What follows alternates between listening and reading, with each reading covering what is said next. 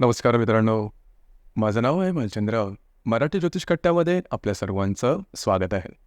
आजच्या व्हिडिओमध्ये आपण चर्चा करणार आहोत प्रेमी विवाहामध्ये 2 राशी असतील. एक रास समजा सिंह रास असेल आणि दुसरी धनु रास असेल, तर त्यांचं जे वैवाहिक जीवन आहे हे कशा प्रकारे पुढे जाईल, अशा कोणत्या गोष्टी आहेत की ज्या प्रत्यक्षात करायला हव्यात, अशा कोणत्याही गोष्टी आहेत की ज्या टाळायला हव्यात. त्याचप्रमाणे दोघांचं जे व्यक्तिमत्व आहे हे नेमकं कशा प्रकारचं असेल, त्यांचे विचार, अपेक्षा विवाहामध्ये नेमका कशा प्रकारच्या असतील, या सर्व संदर्भातली खुलासेवा चर्चा आपण या व्हिडिओमध्ये करणार आहोत. आपलं हे जे चॅनल आहे मराठी ज्योतिष कट्टा, या चॅनलद्वारे मेष राशीपासून ते मीन राशीपर्यंत सर्व ज्या 12 राशी आहेत, या सर्व 12 राशी परस्पर प्रेमविवाहामध्ये असतील किंवा प्रेमविवाहाच्या बंधनात असतील, तर त्यांचा जो प्रेमविवाह आहे हा कशा प्रकारे पुढे जायला हवा व्यवस्थितपणे, या सर्व संदर्भातली व्हिडिओ अपलोड होत आहेत. आपण त्याचा आनंद जरूर घ्या. तर आजच्या व्हिडिओमध्ये आपण चर्चा करणार आहोत सिंह आणि धनु राशीबद्दल. सगळ्यात पहिल्यांदा आपण सिंह राशीबद्दल चर्चा करू. सिंह राशीबद्दल सांगायचं झालं तर कालपुरुषाच्या पत्रिकेमध्ये 5व्या स्थानामध्ये येणारी ही रास आहे, पुरुष रास आहे. या राशीचा जो स्वामी आहे तो रवी आहे. या राशीचं जे तत्व आहे ते अग्नितत्व आहे आणि ही जी रास आहे ही स्थिर स्वरूप रास आहे. जसं की या राशीचं जे चिन्ह आहे त्या चिन्हावरून तुम्हाला साधारण पुसटशी कल्पना येईल.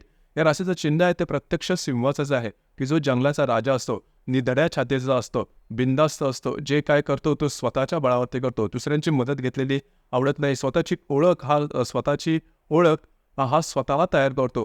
अशाच प्रकारचे गुणधर्म हे सिंह राशीच्या व्यक्तीमध्ये दिसून येते.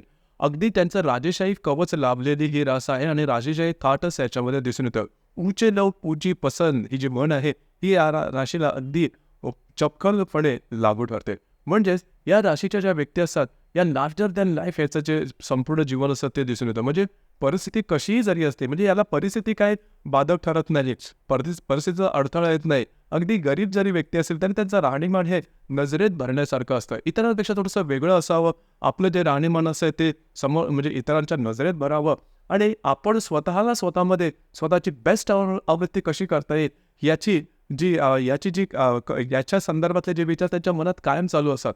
आता ही जी स्वतःची आवृत्ती आहे ही मानसिक, शारीरिक आणि सामाजिक सर्व स्तरावर चालू असते. म्हणजे जे जीवनात बेस्ट आहे तेच आपण घ्यायचं आणि जे जीवनात बेस्ट आहे तेच आपण करायचं आणि आपण स्वतःसुद्धा सर्वोत्कृष्ट व्हायचं असा ध्यास यांनी घेतलेला असो आणि तो पूर्ण सुद्धा करतात. त्यांच्या एकंदरीत व्यक्तिमत्वावरून तुम्हाला अजिबात कळणार नाही की यांच्या मनातली जी स्वप्न आहेत ही जबरदस्त आहेत. कारण त्यांचं व्यक्तिमत्व बऱ्याच वेळा हे किरकोळ असतात, त्यांच्या व्यक्तिमत्वावरून तसं जाणवतही नाही.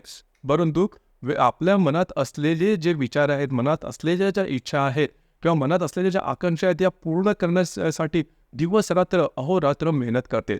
पहिली सगळ्यात महत्त्वाची गोष्ट म्हणजे एखाद्या गोष्टीचे निर्णय घेताना थोडासा वेळ लागतील, विचार करते आणि सखोलपणे विचार केल्यानंतर ती गोष्ट जर का त्यांनी मनात करायची ठरवली तर ती कुठल्याही परिस्थितीकरती अगदी निधड्या छातीने, मग ते त्या परिस्थितीला, व्यक्तीला किंवा इतर कुठल्याही अडथळ्यांना घाबरणार नाहीत. अगदी जोरदारपणे प्रयत्न करतील आणि ती जी गोष्ट ती मिळवतील. या राशीमध्ये आणखीन एक सगळ्यात महत्त्वाचा चांगला गुणधर्म आहे तो म्हणजे लिडरशिप क्वालिटीज. आता लिडरशिप क्वालिटीजमध्ये सुद्धा बऱ्याचशा गोष्टी वेगळ्या असतात, पण यांची लिडरशिप क्वालिटी थोडी वेगळी असेल. एखादी गोष्ट जर का इतरांना जमत नसेल तर ती स्वतः करून दाखवतील. लीड बाय एक्झाम्पल ज्याला आपण म्हणतो, तो भाग या राशीच्या व्यक्तीमध्ये खूपच चांगल्या प्रकारे दिसून येतो. याचप्रमाणे यांच्या जवळच्या व्यक्तींचे किंवा यांच्या हाताखाली काम करणाऱ्या व्यक्तीचं समजा काय चुकलं तर ते त्याला तेवढ्या पुरतं त्याची चूक सुधारतील किंवा ओरड दिली आहे, परंतु ती चूक परत कधी बोलून दाखवणार नाही. हा जो लिडरशिप या नेत्याचा जो भाग आहे, हा लिडरशिपचा भाग याच्यामध्ये खूप चांगल्या प्रकारचा दिसून येतो आणि समोरच्याला माफ करण्यासाठीचं जे हृदय लागतं ते हृदय या राशीमध्ये नक्कीच असतं. दुसरी महत्त्वाची गोष्ट म्हणजे यांची जी स्वप्न असतात ही स्वप्न ही मोठी असतात, जबरदस्त असतात. त्यामध्ये कुठल्याही परिस्थितीमध्ये जरी यांचा जन्म असला तरी परिस्थितीचा भेद करून पुढे जाण्याची जी ईर्ष्या असते ही या राशीमध्ये जबरदस्त दिसून येते. जिद्द, चिकाटी, महत्त्वाकांक्षा, कष्ट करण्याची सवय या आणि आक्रमकता सुद्धा या राशीमध्ये असते. तर ह्या सगळ्या गोष्टींमुळे ही जी रास आहे ही रास सिंगल हँडेडली म्हणजे स्वतःच्याच प्रयत्नावरती पुढे जाते. इतरांची मदत घेतलेली यांना सहसा आवडत नाही किंवा इतरांनी यांना माझ्यामुळे पुढे गेला असं ऐकलेलं सुद्धा आवडत नाही. तर त्या अन्वयाने ही जी रास आहे ती थोडी स्पेशल आहे. संपूर्ण पुरुष तत्वाची अशी ही रास आहे आणि या राशीचं संपूर्ण जे वागणं, व्यक्तिमत्व, चालणं, बोलणं याच्यामध्ये मगाशी सांगितल्याप्रमाणे राजेशाही थाट दिसतो. बोलण्यामध्ये सांगायचं झालं किंवा कम्युनिकेशन स्किल जरी म्हणायचं झालं तर या राशीची स्त्री असेल किंवा पुरुष असेल, नॉर्मली स्त्रियांमध्ये बोलणं किंवा शेअरिंग करणं हा भाग जास्त असं, पण सिंह राशीमध्ये हा थोडासा थोडासा कमी दिसेल. म्हणजे जास्त ते शेअरिंग करणार नाही. जे काय बोलतील ते नेमकं बोलतील, मुद्द्यापुरतं बोलतील, नीट विचार करून बोलतील. आणि दुसरी महत्त्वाची गोष्ट म्हणजे वायफळ चर्चा करत बसणं किंवा उघड्या ठेवलेल्या नळाप्रमाणे वाहतच राहणं, हा भाग सिंह राशीच्या व्यक्तींमध्ये दिसून येत नाही. कर्तृत्वाची जबरदस्त उर्मी या राशीमध्ये नक्की दिसून येते. अर्थात या राशीपासून थोडंसं लांब राहणं माणसं पसंत करतात, कारण यांची आक्रमकता, बिनधास्तपणा, बेधुंदपणा आणि यांच्या बोलण्याची जरब, याचे जे शब्द असतात, वाणी असते, ही थोडीशी तिखट असते. म्हणजेच तिखट असण्यामागे सुद्धा कारणं आहेत, कारण ते सत्यवादी असतात. जी गोष्ट त्यांच्या मनात असते, हृदयात असते, तीच त्यांच्या ओठांवर असते. उगाच लाळगोटेपणा करणं किंवा साखर लेवून आपलं बोलून दाखवणं, हा प्रकार या राशींमध्ये अजिबात दिसत नाही. जे काय असेल ते सरळ सरळ आणि प्रत्यक्ष. त्यामुळे या राशींपासून थोडंसं लांब राहणं लोक पसंत करतात. डिप्लोमसी वगैरे या राशींना तशी जमत नाही किंवा आवडतही नाही. म्हणजे आपल्याला एखादी गोष्ट हवी आहे, त्या अनुसरून आपण गोड बोलावं आणि गोष्ट मिळताना थोडंसं लांब सरावं, हा प्रकार या राशींमध्ये अजिबात दिसत नाही. कमिटमेंट या राशीची खूप महत्त्वाची असते. एखादी गोष्ट किंवा एखादा शब्द दिला तर तो कायमचा, मग त्या शब्दांपासून मागे हटणार नाही. स्वतः संपूर्ण त्या दिलेल्या वचनासाठी, शब्दासाठी जागतील किंवा तो शब्द जपतील. हा जो भाग आहे, हा भाग या राशीमध्ये खूप चांगल्या प्रकारे दिसून येतो. अर्थात ह्या ज्या गोष्टी आहेत, म्हणजे जिद्द, चिकाटी, मग किंवा हट्टीपणा, आता हा जो हट्टीपणा आहे, हा सुद्धा सकारात्मक हट्टीपणा यांच्यामध्ये दिसून येतो. अर्थात हा जो हट्टीपणा आहे किंवा हट्टीपणाचा स्वभाव, आपल्या मतावर ठाम राहणं, आपल्या मताशी तडजोड न करणं, हा जो भाग आहे स्वभावाचा, तो त्यांना त्यांच्या करिअरमध्ये खूप महत्त्वाचा ठरतो किंवा उपयुक्त ठरतो.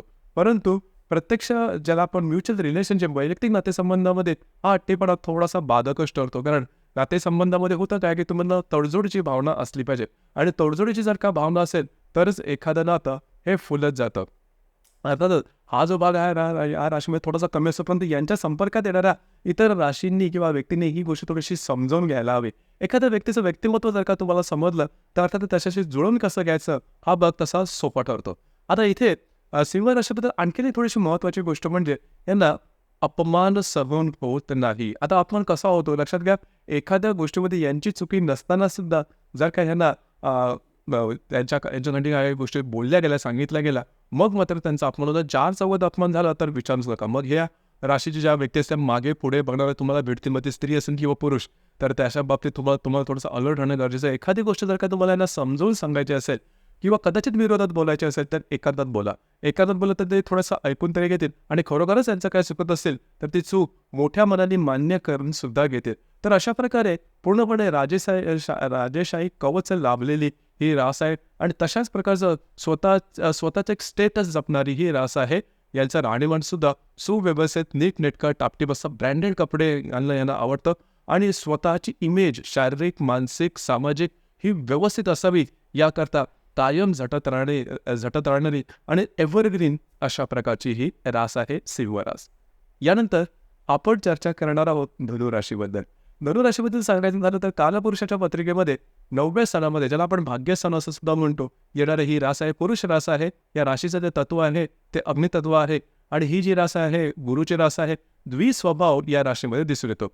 लक्षात घ्या, या राशीच्या ज्या व्यक्ती आहेत, या व्यक्तीमध्ये जी एनर्जी लेवल असते ही जबरदस्त असते, अगदी ओथंबून वाहणारी असते, कारण तत्व अग्नी आहे आणि गुरुची रास आहे. आणि ही जी एनर्जी आहे, ही एनर्जी संपूर्णपणे पॉझिटिव्ह असते, संपूर्णपणे सकारात्मक असते. म्हणजे धनुराशीच्या व्यक्ती सहज जरी इतरांशी बोलत असल्या तरी तुम्हाला त्यांच्या वागण्या बोलण्यातील, बॉडी लँग्वेजमधली जे ऊर्जेचा जो झरा वाहत असतो, तो तुम्हाला अगदी सहजपणे तुमच्या नजरेत भरेल. अगदी शांत जरी बसलेल्या असतात, मुळात त्या शांत बसतच नाहीत, अगदी शांत जरी बसलेल्या असल्या म्हणजे वरकर्मी, तरीसुद्धा त्यांच्या हातापायाची किंवा इतर अवयवाची हालचाली होतच असते. म्हणजे एनर्जी एवढी जबरदस्त असते, ऊर्जा एवढी जबरदस्त असते, की काम करावे म्हणजे उर्मीसुद्धा याच्यामध्ये जबरदस्त. तुम्ही त्यांना एखादं काम सांगा, ते काम लगेचच्या लगेच पूर्ण करून देते. म्हणजे काम करून नंतर आराम करणं, हा प्रकार या राशींच्या व्यक्तींमध्ये खूप चांगल्या प्रकारे दिसून येतो. आणि सगळ्यात महत्त्वाची गोष्ट, सगळ्यात महत्त्वाचा भाग या राशीमध्ये दिसून येतो, तो म्हणजे जीवनाकडे बघण्याचा सकारात्मक दृष्टिकोन. या राशीचे ज्या व्यक्ती असतात त्यांच्यामध्ये जीवनाकडे जे सकारात्मक दृष्टीने पाहतात, म्हणजे आता काय खरं नाही, आता काय बरोबर नाही, पडे राहो, हा प्रकार या राशींच्या व्यक्तीच्या डिक्शनरीमध्ये तुम्हाला शोधून सापडणार नाही. या राशीच्या ज्या व्यक्ती असतात ॲक्शन ओरिएंटेड असतात, पहिलं आपलं काम करावं आणि नंतर मग बाकीच्या गोष्टी कराव्या, हा या राशीमध्ये दिसून येतो. दुसरी महत्त्वाची गोष्ट म्हणजे की जी माणुसकीसाठी खूप महत्त्वाची आहे, ती म्हणजे मदतीला धावून जाणं. एखादी व्यक्ती, मग ते कोणीही असेल, ते ओळखीचे असो वा नसो, तिचे काय प्रॉब्लेममध्ये असेल, ती काय कुठल्या त्रासामध्ये असेल, तर त्याचं दुःख यांना पाहवत नाही. त्याच्या जवळ जातील, त्याला विचारतील आणि स्वतःला शक्य होईल तेवढं त्याची मदत करतील. आता हा जो गुणधर्म, हा गुणधर्म धनुराशीमध्ये जबरदस्त दिसून येतो आणि त्यांची जी ऊर्जा असते, त्याचा जो बेफामपणा असतो, तो इथेच दिसून येतो. बऱ्याच वेळा यांच्याबद्दल थोडंसं मिसकन्सेप्शन सुद्धा होतं, म्हणजे खास करून धनुराशीबद्दल, की या राशीला इगो थोडासा जास्त आहे, स्वतःबद्दल वायफळ वेगळ्या कल्पना आहेत वगैरे वगैरे. पण असं मात्र नसतं. जर का तुम्ही त्यांच्यातली जी ऊर्जा आहे, त्यांचे जे विचार आहेत, जीवनाकडे बघण्याचा दृष्टिकोन आहे आणि एकंदरीत व्यक्तिमत्व जर का तुम्हाला समजून घेतलं, तर तुमचे या व्यक्तींबद्दलचे गैरसमज निश्चितच दूर येतील. अर्थात दुसऱ्याला मदत करण्याची जी वृत्ती असते, त्यामुळेच समाजामध्ये या व्यक्ती थोड्याशा फेमस असतात किंवा प्रसिद्ध असतात. अगदी स्त्री जरी असली तरी ती त्यांच्या नातेवाईकांमध्ये त्यांची जी इमेज असते ती खूप चांगली असते. म्हणजे दुसऱ्याच्या मदतीला धावून जाणं, दुसऱ्याबद्दल मनामध्ये चांगले भाव असणं, कोणाच्याही अपरोक्ष धनुराशीची व्यक्ती ही कधीही वाईट साईट कधीच बोलत नाही आणि त्यांच्या मनात असे भावही उमटत नाही. ही गोष्ट खूप महत्त्वाची आहे. आणि दुसरी मत यांच्याबरोबर जरी कोणी एखादी वाईट काही कर्म केलेलं असेल, वाईट काय केलेलं असेल, वाईटात गेलेले असेल, तरीसुद्धा त्याचा दुस्वास कधी करत नाही. त्याच्यामुळे निगेटिव्ह भावना किंवा नकारात्मक विचार, सतत काहीतरी वेगळं बोलत बसणं, वाईट साईड बोलत बसणं, हा प्रकार धनुराशीच्या व्यक्ती, मग ते स्त्री असतील किंवा पुरुष, यांच्यामध्ये दिसून येत नाही. जीवनाकडे सकारात्मक पाहणं, मेहनत करणं आणि त्या अन्वये पुढे जाणं, हा प्रकार या राशीच्या व्यक्तींमध्ये खूप चांगला असतो. याची जी ग्रास्पिंग असते, आकलनशक्ती, ग्रहणशक्ती खूपच चांगल्या प्रकारची असते आणि चांगल्या गोष्टींवर विश्वास ठेवणं, जीवनामध्ये किंवा जगामध्ये ज्या ज्या चांगल्या गोष्टी आहेत त्या पाहणं आणि त्याच्याकडून इन्स्पायर होणं आणि त्या गोष्टी पाहून पुढे जाणं, हा प्रकार धनुराशीच्या व्यक्तीमध्ये खूप चांगला बनतो. एनर्जी लेवल जर सांगितली, ही अगदी ओथंबून वाहणार आहे. फक्त एकच गोष्ट थोडीशी वेगळी असते. अर्थात प्रत्येक राशीमध्ये काही ना काहीतरी निगेटिव्ह पॉईंट असतोच, तसं याही राशीमध्ये आहे.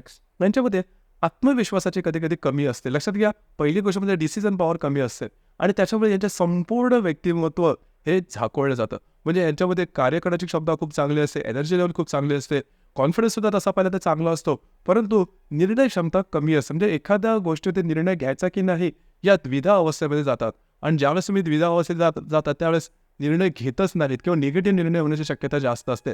त्यामुळे बिनधास्तपणा जर काही यांनी थोडासा राशीमध्ये आणि जो काही निर्णय घ्यायचा असेल, जर तुम्हाला वर्कन किंवा प्रथमदर्शी जो निर्णय तुम्हाला योग्य वाटला तो करून पूर्ण व्हा, जसं की मेष राशीच्या बाबतीत घडतं.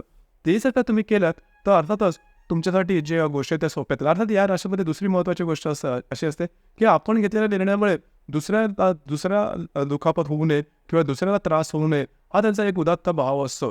परंतु त्यामुळे तुम्ही स्वतःचं नुकसान करून घेत असता, हे सुद्धा महत्त्वाचं आहे.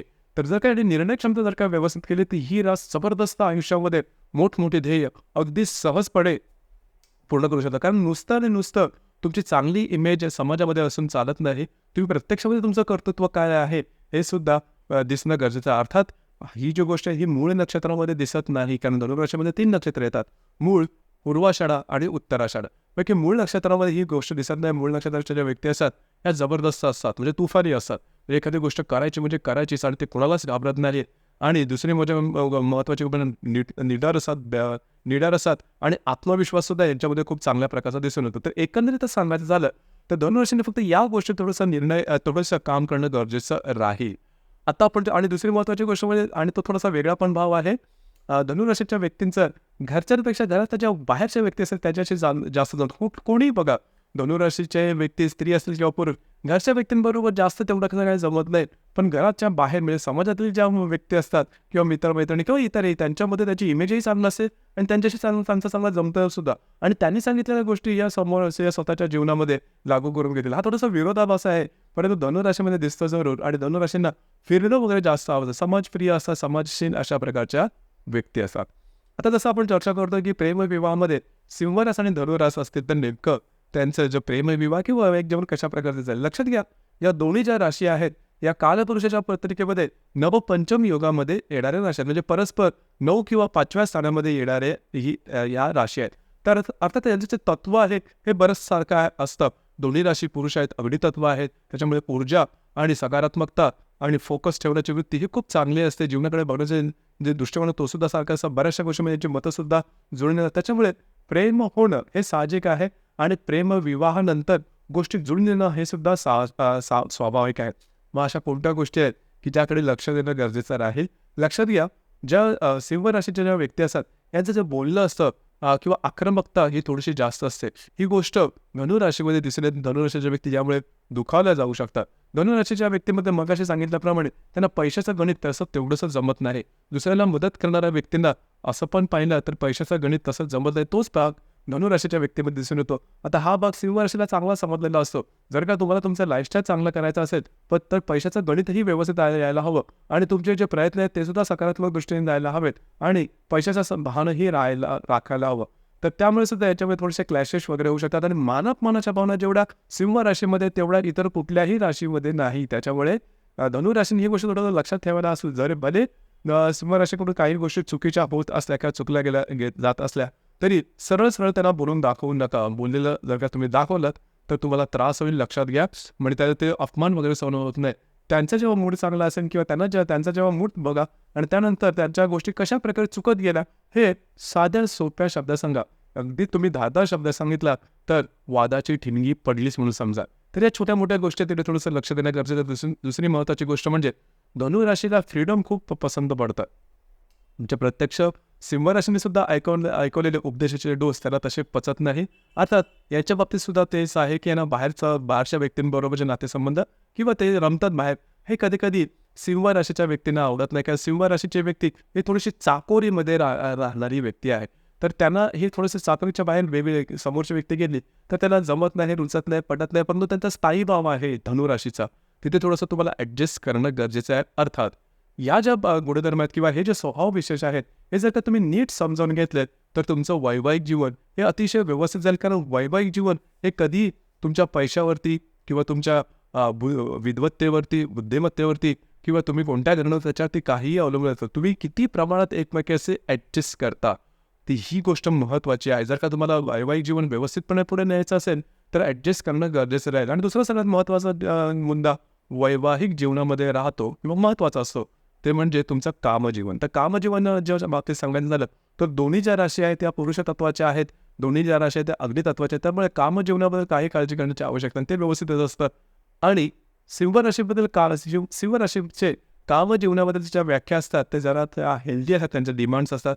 धनुराशी ही अर्थातच गुरुचे राज असल्यामुळे तेवढ्या मोठ्या प्रमाणात त्यांना परंतु कम्पॅटेबिलिटी त्याच्यामध्ये दिसून येतं. अर्थात कामजीवनासाठी तुमच्या पत्रिकेतला शुक्र ग्रह अतिशय महत्त्वाचा ठरतो. तो कोणत्या राशी ग्रह, तो कोणत्या राशी नक्षत्र, कोणत्या ग्रहांच्या युती केंद्र प्रतियोगात आहे हे सुद्धा पाहणं गरजेचं ठरतं. मात्र एकंदरीत सांगायचं झालं तर या दोन्ही राशीमधले म्हणजे सिंह रास आणि धनुरास बऱ्याचशा गोष्टी या एकमेकांना साधर्म्य साधणाऱ्या आहेत. या व्यतिरिक्त जर का तुमच्या वैवाहिक जीवनात काही प्रॉब्लेम कॉम्प्लिकेशन येत असतील तर तुमची जी कुंडली आहे ही पाहणं गरजेचं ठरतं. कारण या राशी ज्या आपण डिस्कस करतोय या चंद्र राशी असतात आणि कुंडलीमध्ये प्रत्येक कुंडलीमध्ये चंद्र व्यतिरिक्त बाकी 11 ग्रह असतात. ते वेगवेगळ्या राशी नक्षत्रामध्ये असतात, योगांमध्ये असतात आणि मग त्याचा संपूर्णपणे एकत्रपणे विचार करून तुमच्या संदर्भातलं म्हणजे कुंडलीच्या संदर्भामध्ये काही ज्या गोष्टी की ज्या अडकलेल्या आहेत की ज्या पूर्ण होत नाही त्याच्यामुळे त्रास होते या संदर्भातनं निश्चितपणे मार्गदर्शन करता येतं.